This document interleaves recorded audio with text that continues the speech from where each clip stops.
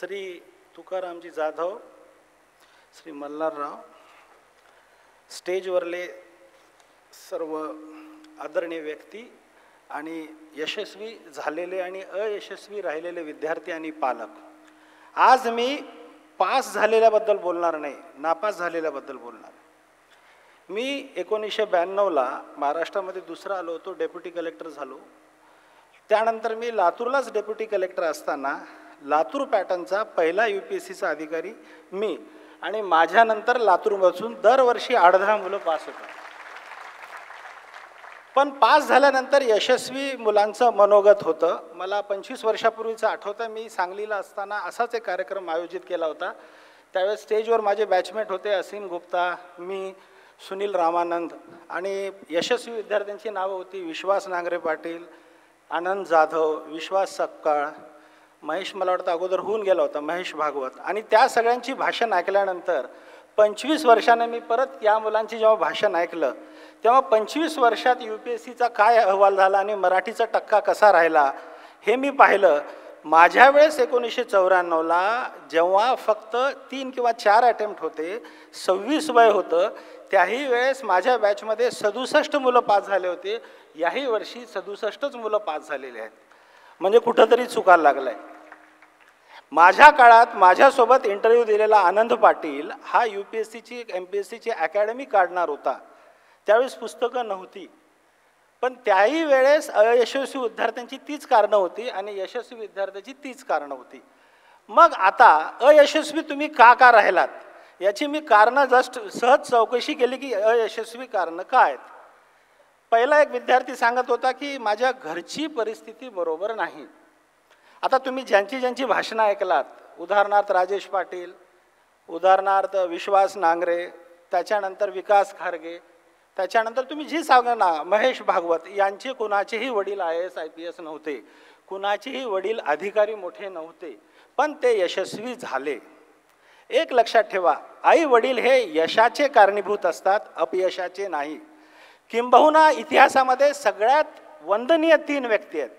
एक आहे भगवान कृष्ण, दुसरे आहेत मोहम्मद पैगंबर, आणि तिसरे आहे येशू ख्रिस्त. येशू ख्रिस्तांना वडील नव्हता.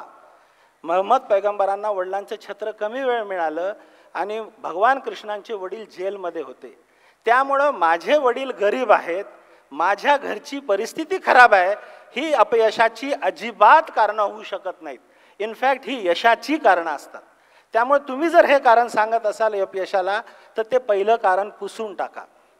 आता दुसरं कारण घेऊ की माझं पास होण्यासाठी मला माहीत नव्हते. मी ग्रामीण भागातला आहे म्हणून मी पास झालो नाही. मला सांगा, पोटातून शिकून कोण आला? पोटातून जास्तीत जास्त तुम्हाला अभिमन्यूसारखं चक्रव्यूहात कसं घुसायचं एवढं कळतं, बाहेर यायचं शिकलं जात नाही. या सगळ्या गोष्टी, हा अभ्यास हा तुम्हाला स्वतःहून अवगत करावा लागतो. त्यामुळं मला UPSCची माहिती उशिरा कळाली हे म्हणणं अजिबात करेक्ट नाही. त्यामुळे हे कारण अजिबात सांगायचं नाही. तिसरं कारण तुम्ही सांगता की मला इंटरव्ह्यूमध्ये 4 मार्क कमी पडले, 5 मार्क कमी पडले, मी इंटरव्ह्यूला क्वालिफाय झालो, किंवा 1 किंवा 2 मार्क कमी पडले. ही सगळी धादांत खोटी कारणं आहेत. सुप्रीम कोर्टाच्या निर्णयाप्रमाणे UPSC असो MPSC असो, प्रत्येक परीक्षेमध्ये 85 ते 88% मार्क लेखी परीक्षेला असतात आणि ओरलला फक्त 12 ते 15% असतात. आजही मला वाटतं UPSCला आमच्या काळात 250 मार्क काहीतरी इंटरव्ह्यूला होते आणि त्यावेळेस 2100 मार्क होते आणि आताही जवळपास तेवढीच मार्क असतील. त्यामुळे जर तुम्ही म्हणत असाल की इंटरव्ह्यूला मला कमी पडले, अहो आडात नसेल तर पोहरात येईल कुठून? आणि इंटरव्ह्यू घेणारी 4ही माणसं त्या काळातली तज्ज्ञच असतात. ते तुमचा क्लिअरली विचार करतात की तुमची पर्सनॅलिटी टेस्ट आहे, तुमचा अभ्यास ऑलरेडी तपासला गेला आहे, तुमची पर्सनॅलिटी पॉझिटिव्ह आहे का निगेटिव्ह आहे, दे क्लिअरली थिंक. आणि जर पॉझिटिव्ह असेल तर सरळ 200 पडतात आणि सरळ निगेटिव्ह असेल तर 50-60 पडतात. त्यामुळे जर तुम्ही हे कारण देत असेल की 2 मार्क 4 मार्क कमी पडले आणि इंटरव्ह्यूत मार्क कमी पडले, हे अतिशय खोटं कारण आहे. अजून एक कारण की मी विश्वास नाही, देवानं साथ दिली नाही. मला आठवत आहे 14 जुलै 1902ला विवेकानंद वारल्यानंतर मी हे वाचलेल्या एका पुस्तकात मार्गारेट नोबलनी विवेकानंदांची डायरी उघडली. त्या डायरीमध्ये विवेकानंदांनी लिहिलं होतं की या दिवशी माझा मृत्यू होणार, 14 जुलै 1902ला. फार कमी लोकांना कळतं की आपला मृत्यू कधी होणार. म्हणजे एवढी त्यांची व्हिजन आणि क्लॅरिटी होती. त्यात त्यांनी एक वाक्य लिहिलं की जर तुमचा 33 कोटी देवावर विश्वास असेल परंतु स्वतःवर विश्वास नसेल तर तुम्ही नास्तिक आहात. UPSC पास होण्याकरता तुम्हाला पहिल्यांदा स्वतःवर विश्वास पाहिजे. जंगलामध्ये सिंह राजा असतो, तो जिराफ्यापेक्षा कमी उंचीचा असतो आणि हत्तीपेक्षा कमी आकाराचा असतो, कारण त्याला त्याच्यावर विश्वास असतो की मी पास होणार. म्हणूनच विश्वास सपकाळ असो किंवा विश्वास नांगरे असो, हा UPSCमध्ये पास होतो. त्याच्यानंतर काही जण म्हणतात की माझी जात नाही आहे, नाहीतर मी नक्की झालो असतो. आता मला सांगा, माणूस जन्माने श्रेष्ठ होतो का कर्माने? मग जर जन्माने श्रेष्ठ होत असेल तर कर्ण मोठा का अर्जुन मोठा? दोघं एकाच आईचे होते, कोण मोठा? आणि जर कर्माने श्रेष्ठ होत असेल तर एकलव्य मोठा का अर्जुन मोठा? मोठा कोण आहे? अर्जुन आणि एकलव्याचा गुरु द्रोणाचार्य. सचिन तेंडुलकर मोठा आहे, विनोद कांबळे मोठा आहे, कारण त्यांचा गुरु रमाकांत आचरेकर.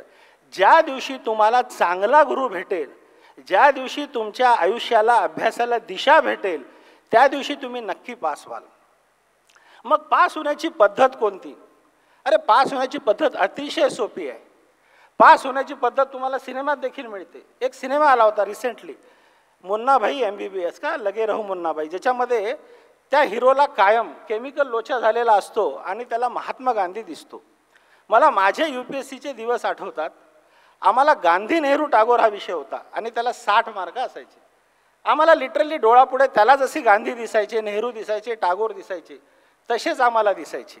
म्हणजे लिटरली आजही मला आठवतं आहे MPSCमध्ये आम्हाला डेप्युटी कलेक्टरच्या काळात 5च काहीतरी जागा होत्या डेप्युटी कलेक्टर व्हायला. म्हणजे साहजिकच पहिल्या 2 किंवा 3मध्येच यावं लागायचं. त्यावेळेस आम्हाला पूर्ण असं वाटायचं की मी ज्योतिबा फुले समोर आहेत. मी त्यांचं शेतकऱ्याचं आसूड पुस्तक वाचला, त्यांचं ते वाक्य वाचलं की विद्येविना मती गेली, मतीविना गती गेली, गतीविना क्षुद्र खचले, एवढे एका अविद्येने केले. आणि त्या विद्येचा तो जनक. जेव्हा मी इंग्लंडला गेलो 1875मध्ये महात्मा ज्योतिबा फुलेंनी जेव्हा पुण्याच्या अवस्थेबद्दल, शेतकऱ्यांच्या अवस्थेबद्दल जे राणीला पत्र दिलं आहे, त्या पत्राची इंग्रजी इतकी सुंदर आहे की इतिहासामध्ये मोहम्मद तुगलक हा खूप चांगला कॅलिग्राफिस्ट होता. जनरली फार मोठ्या लोकांचे हस्ताक्षर चांगले नसतात, मग ते सचिन तेंडुलकर असो किंवा कोणी असो, परंतु महात्मा फुलेंचं हस्ताक्षर एवढं सुंदर होतं की ते हस्ताक्षरांचा पत्राचा नमुना आजही इंग्लंडच्या राणीच्या राजवाड्यात आहे. आम्हाला जेव्हा आम्ही कल्पना करायचो की पहिल्या ट्रेनमध्ये बसायचा अधिकार हा गव्हर्नरला होता, पण त्या गव्हर्नर बरोबर नाना शंकर सेठला होता. आज आम्हाला साधा एक 1 BHKचा फ्लॅट घेतला तर खूप मोठा झाला असं वाटतो. अर्धी मुंबई नाना शंकर सेठची होती. आज VT स्टेशनला जागा त्यांनीच द्यायली. तिथे बरेचसे विन्स्टन वगैरे बरेचसे कॉलेज आसपास आहेत, पोस्ट ऑफिस आहेत, या सगळ्यांना जागा या नाना शंकर सेठने दिली. हा व्यक्ती समोर बसला होता गव्हर्नर बरोबर. तर ही सगळी व्यक्ती मला असं वाटायचं की आमच्या आसपास आहेत. कल्पना करायचो की कसे टागोर वयाच्या 60व्या वर्षी डान्स करायचे शिकले. How is decided to start Tagore school of dance, how it wrote poems. जेव्हा तुम्हाला गांधी नेहरू टागोर, जसं गोलमेज परिषद आहे, गोलमेज परिषदांना आंबेडकर पण हजर होते, गोलमेज परिषदेमध्ये गांधीजी पण हजर होते. इमॅजिन करा की ते कुठल्या कपड्यामध्ये होते, कसं भाषण दिले. आणि भाषणानंतर गांधीजींना जेव्हा 2 शिलिंग नव्हते जायला घरी, तेव्हा त्यांनी ते गव्हर्नरला कसे मागितले. हे जोपर्यंत तुम्ही चित्रित करणार नाही तुमच्या डोळ्यापुढे, तोपर्यंत तुम्हाला यश मिळणार नाही. यश होण्यासाठी झपाटलं पाहिजे. भाषणं ऐकून यश होत नाही. भाषणं ऐकून 5 ते 10 मिनिट तुम्हाला एनर्जी होते, पण ज्यावेळेस तुमचं विजन क्लिअर आहे, तुमचा दृष्टी क्लिअर आहे, तुम्हाला लक्षात येतं की मला हे पास व्हायचं आहे, तेव्हा तुम्ही 100% पास होता. तुम्हीच तुमच्या जीवनाचा शिल्पकार. पुण्यामधले 70 ठिकाणी वाक्य असेल. हे वाक्य UPSCच्या विद्यार्थ्यांनी प्रत्येकाने लक्षात ठेवायला पाहिजे.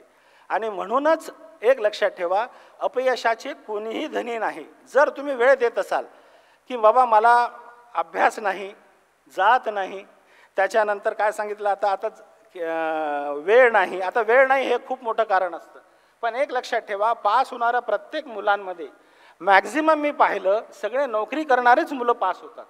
माझं स्वतःचं उदाहरण देतो. 30 सप्टेंबर 1993 या काळात तुम्ही बरेचसे जे लोक जन्मले नसाल, मी औसा येथे डेप्युटी कलेक्टर होतो. लातूरला 30 सप्टेंबर 1993 पहाटे 3:56 4.6 रिश्टर स्केलचा भूकंप झाला. माझ्या स्वतःच्या जिल्ह्यात मी अधिकारी असताना 10,000च्या वर मेले होते आणि त्यावेळेस सगळ्यात पहिल्यांदा पोहोचणारा ज्ञानेबा फुलारी तहसीलदारसोबत मी होतो. आणि विशेष तुम्हाला सांगतो, ऑक्टोबर पूर्ण महिना काम केल्यानंतर परदेशी साहेबासारख्या कठोर परिश्रम करणाऱ्या कलेक्टरबरोबर काम करण्याकरता नंतर 1 नोव्हेंबरला त्यांनी मला सुट्टी दिली आणि 13 नोव्हेंबरला मेन्सचा पहिला पेपर होता. मग वेळ नाही हे कारण सांगणं अतिशय धादांत खोटं आहे. बरोबर आहे. तर ही अपयशाची जी सगळी कारणं आहेत ती पहिल्यांदा आता पुसून टाका. जात, वेळ, आईवडील ही कधीही तुमच्या अपयशाची कारणं होऊ शकत नाहीत. मग अपयशाची कारणं असतात खरी काय? कल्पना करा, 0 ते 15 या वयोगटात तुम्ही कसे होता.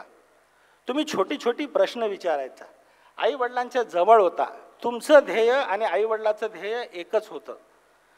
तुमच्या आईवडिलाला काय हवं होतं की तुमचा मुलगा हा चांगला अधिकारी, चांगला व्यापारी आणि चांगला नागरिक व्हावा, त्याचं समाजात चांगलं नाव व्हावं. मुलालाही हेच वाटतं. मुलगा काय विचार करतो, 25 वर्षापर्यंत शिक्षण व्हावं, 30पर्यंत चांगली नोकरी मिळावी आणि बायको मिळावी, 40पर्यंत घर आणि गाडी व्हावं, 50पर्यंत तब्येत चांगली राहावी, मुलांना ॲडमिशन मिळावं आणि 60मध्ये सुरक्षितपणे रिटायर व्हावं.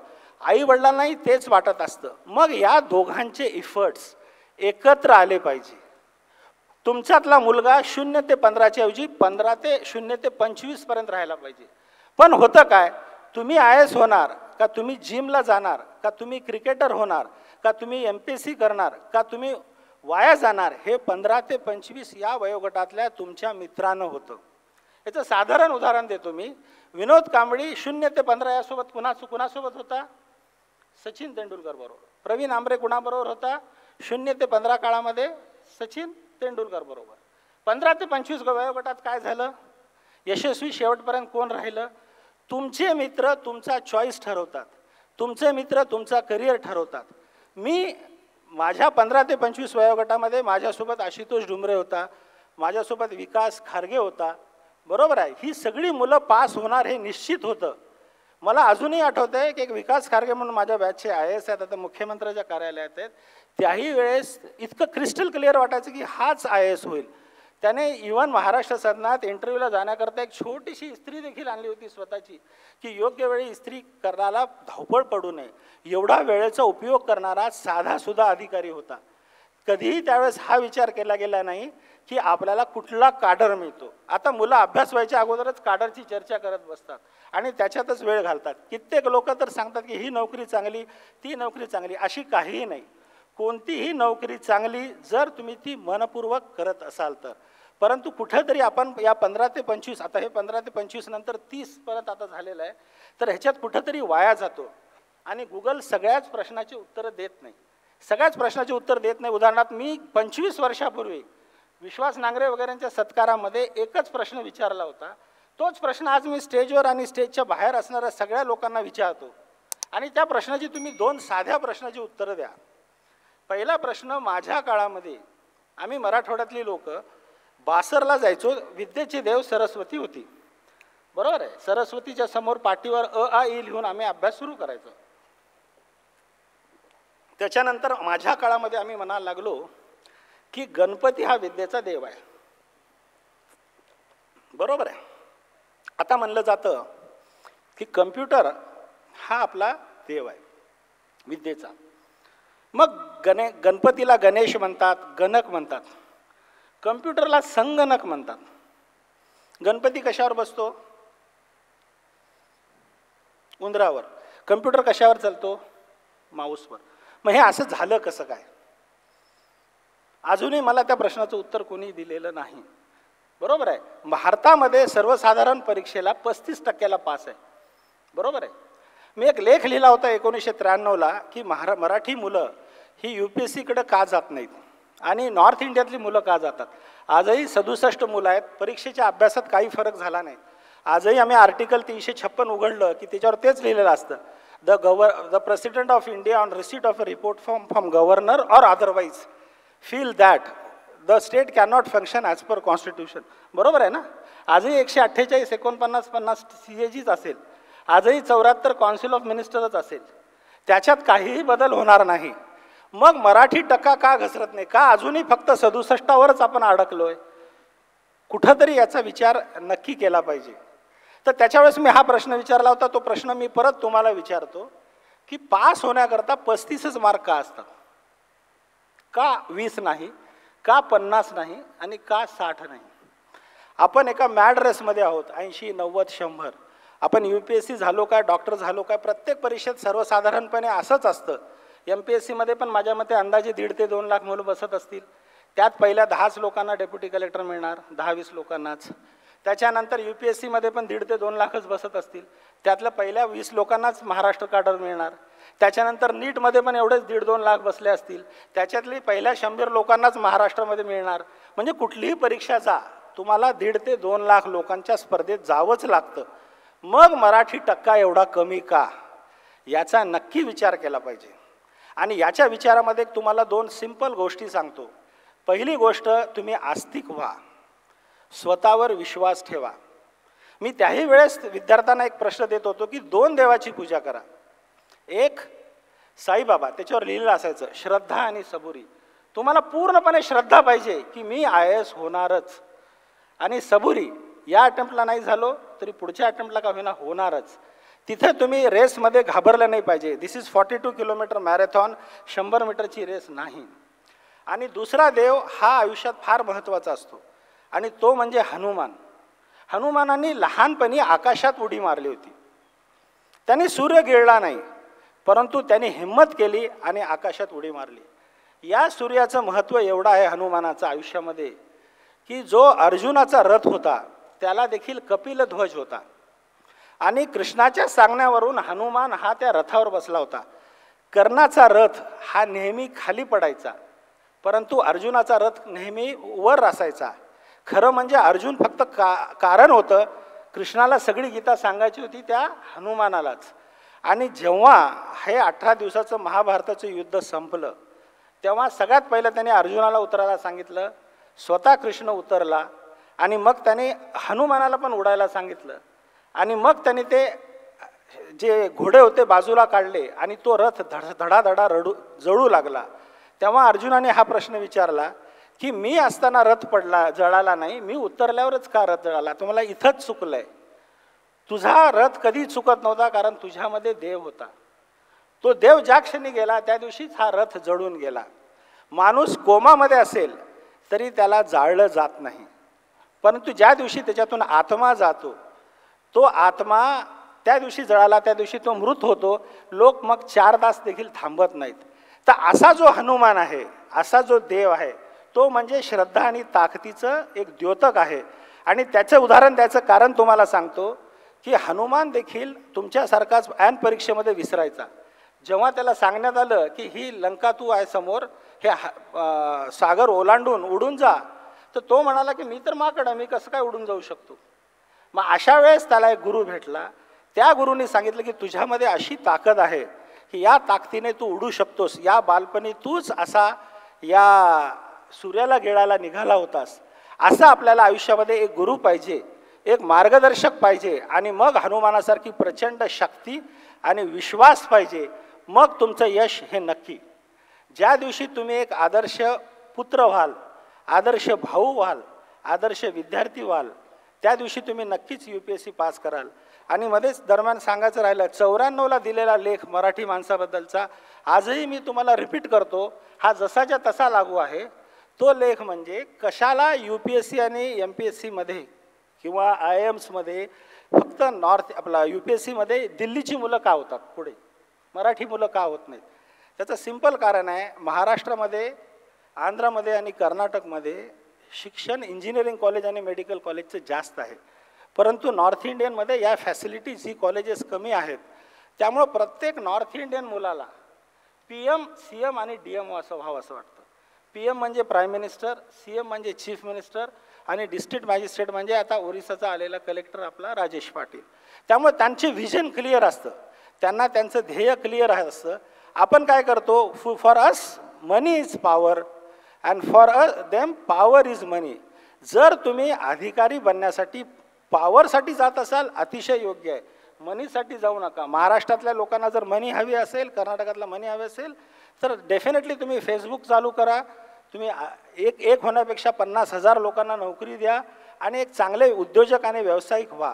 परंतु जर तुम्हाला एक आदर्श व्यक्तिमत्व व्हायचं असेल तर नक्की UPSC करायला हरकत नाही.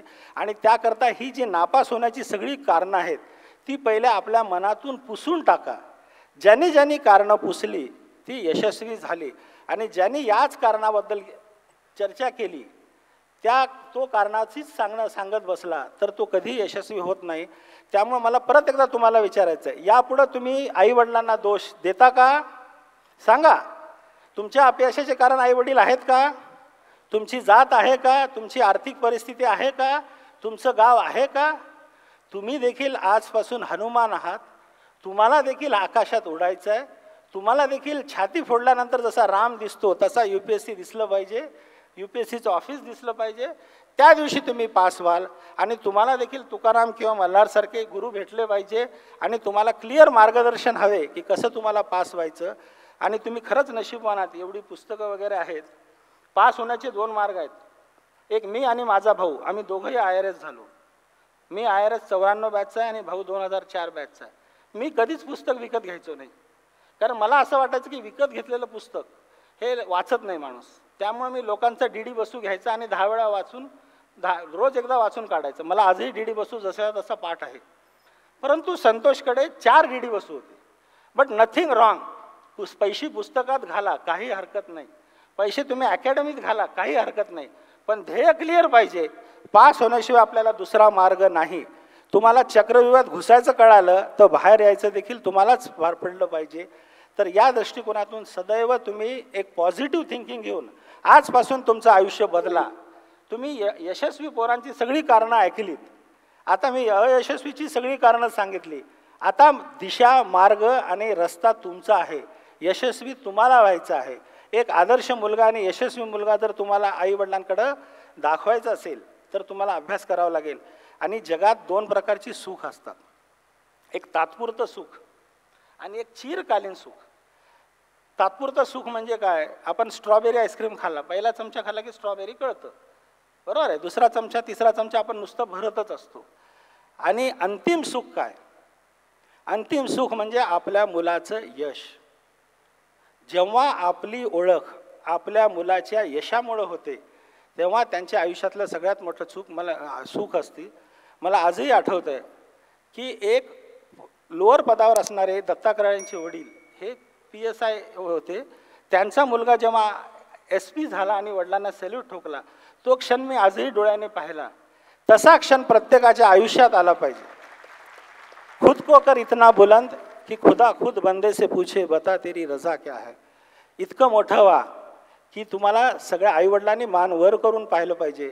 आणि त्याकरता पहिल्यांदा आयुष्यातली नकाराची कारणं बाजूला काढा. यशस्वी विद्यार्थी व्हा. थँक्यू, धन्यवाद.